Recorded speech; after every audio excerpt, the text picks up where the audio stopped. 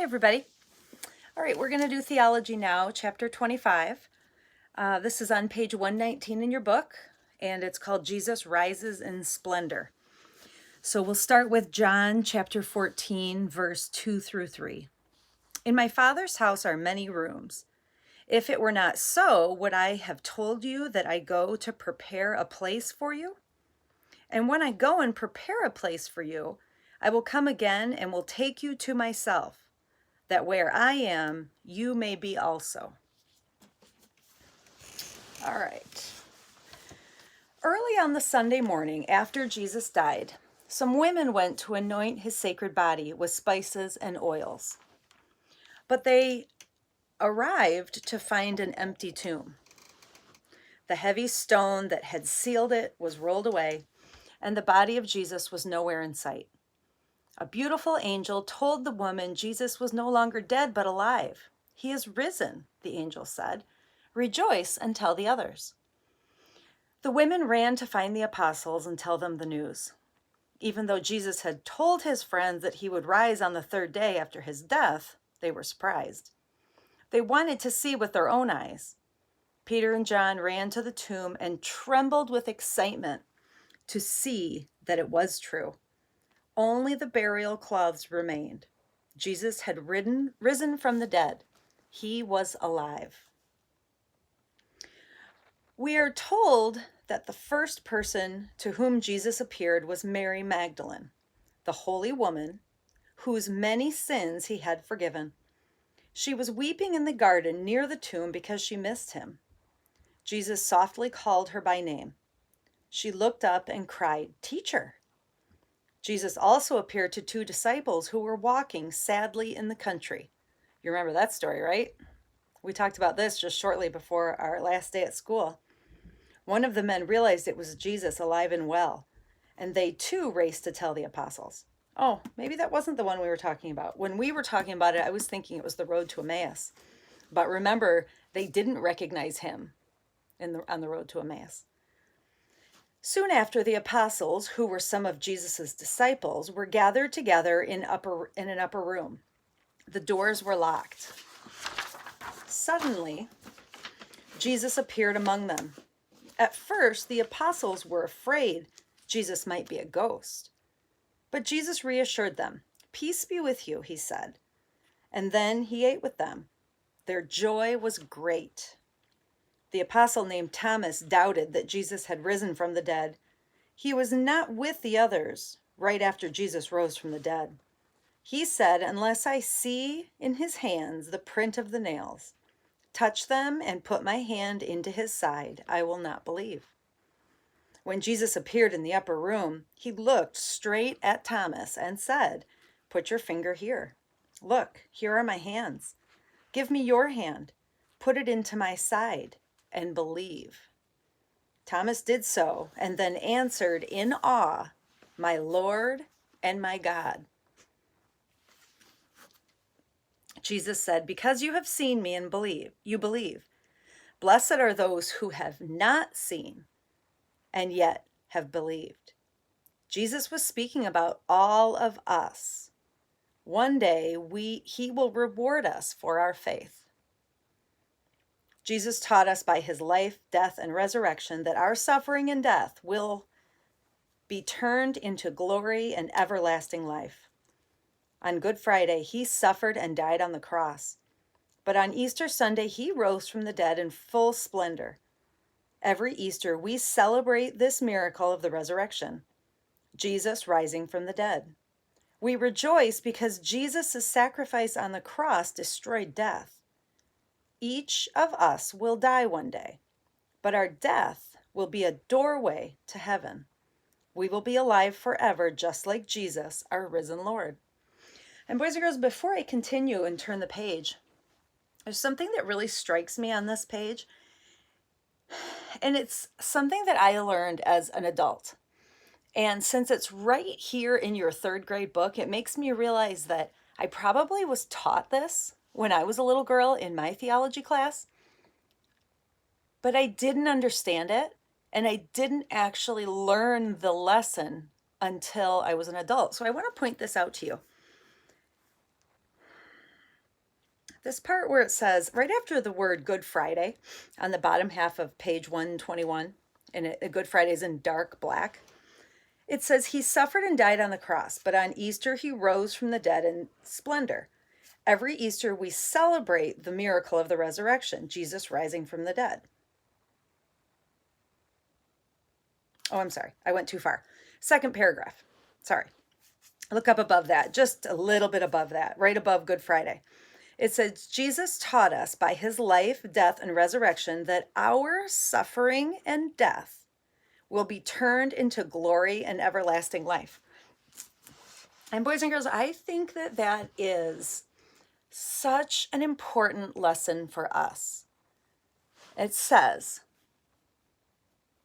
Jesus taught us that our suffering and death, let's just focus on suffering. Let's focus on, let's focus on suffering as a sacrifice. And I want you to think of it when we were doing the Stations of the Cross. And do you remember that one where it said something about when I want to go out and play, but I can't? Help me remember that Jesus wanted to come down off the cross, but he couldn't.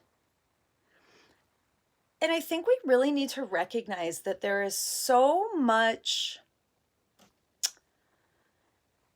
oh man, I don't know what word to use. There's so much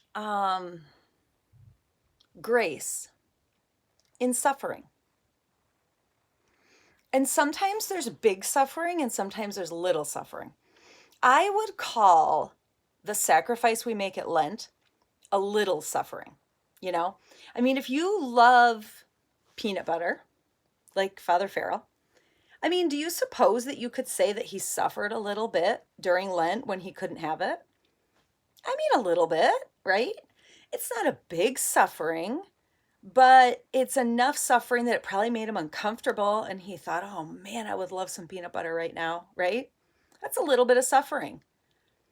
But God says a little bit of suffering offers a lot of grace. Okay? Now, can you think of a way that there could be big suffering? Perhaps you live in an area of the world that's unsafe. Perhaps you live in a time like Jesus's time where they were persecuted for what they believed. Perhaps you're like Jesus's followers who were martyred because they refused to say they didn't believe in God and in Jesus. I mean, that's the biggest suffering you can have, right? Or maybe you have felt suffering in your life. Maybe you've lost someone close to you. Maybe you have watched someone feel pain, either physical pain or pain in their heart. And sometimes we start to get angry, like, why would God have us suffer? Maybe you're even feeling like you're suffering a little bit right now when, we can't go to school, we can't see our friends. Maybe there is somebody we know who is sick, or, whatever it might be. God tells us, though, that suffering is not for nothing. Because if it was for nothing, wouldn't that make you angry? If, you're having this bad day and everything and you're suffering, or someone is hurt, or you're hurt, or whatever, and you think, why would God do that to me? If there was no reason for it, we would really wonder. But the truth of the matter is, our suffering on earth gains us heaven. And if we don't have the suffering on earth, my understanding is that it lengthens our time in purgatory. So we have to recognize that in what we give up, in what we sacrifice, and in our sufferings, whether they're little sufferings or really, really big sufferings, that there is grace and it's kind of like how there is a pot of gold at the end of the rainbow. There is a pot of gold at the end of the suffering, a pot of gold at the end of your life. And that pot of gold is heaven. But I think it's so important. And the lesson I didn't know is that there's a reason for suffering. It's not like God's thinking, I'm bored today. I think I'm going to see what it's like to make Susie Sunshine have a bad day, or something, Susie Sunshine's dog, is old and it's time, for this dog to pass away. That's not how God makes his choices for our life and sets our path. But he does put suffering in our path for a reason. And our challenge is to find the reason and then grow in our heart because of it. Because sometimes suffering can make us angry. Have you started to get frustrated that you can't go see your friends? Or because I'm thinking of this little suffering that we have right now where, things aren't the way we want them to be. This isn't the way we expected to be doing our theology lesson. But here we are. And I don't know about you, but I've never noticed that complaining and being sad about things fixes it. So sometimes we have a couple moments of sadness or whatever, but then we kind of have to say, I'm going to find the pot of gold. I'm going to find God's plan, and I'm going to make this better. And we recognize that from suffering, we gain God's grace. And it's a hard lesson, boys and girls. It's hard for adults and it's hard for kids to really understand that there are reasons for the good in our life and there are reasons for the bad in our life. And like we always say, don't we? God never said heaven would be easy.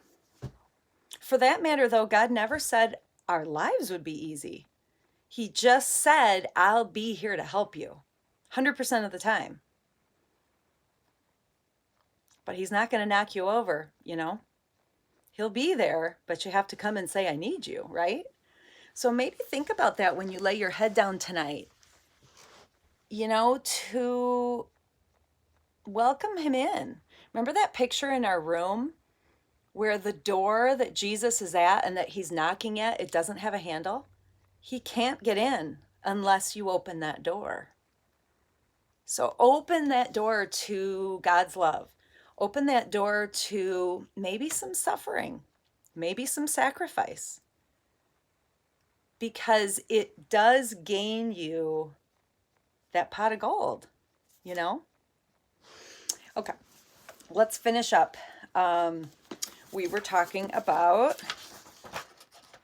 Jesus' suffering and death, turning into glory and everlasting life, right? Each of us will die one day, but our death will be a doorway to heaven. We will be alive forever, just like Jesus, our risen Lord. Okay, the top of 121. The top of 122. After he rose from the dead, Jesus stayed among his disciples for 40 days.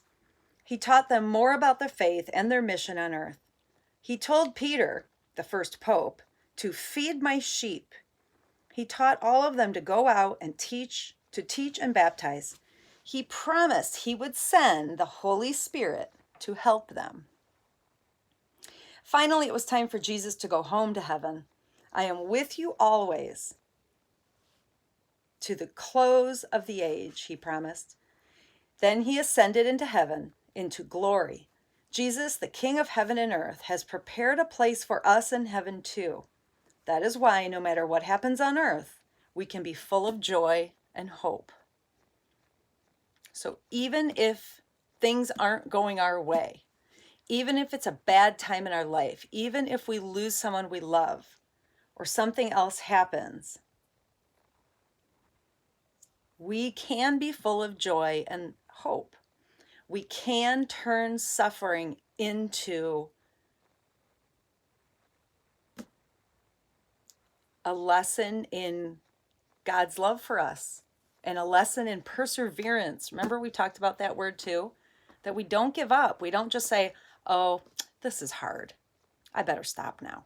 We've talked about that in math. We've talked about that in everything, right? So that's a really good lesson. And it's like a lot of the things we talk about in theology, that some of these lessons are equally as hard for adults as they are for kids. Basically, what that means is it's a lesson you continue learning your whole life long. But you guys are so lucky to have the opportunity to think about these things as kids and then continue thinking about them into adulthood. And that's why I love teaching theology to all of you. Alrighty, I'll see you in a minute for science. Bye.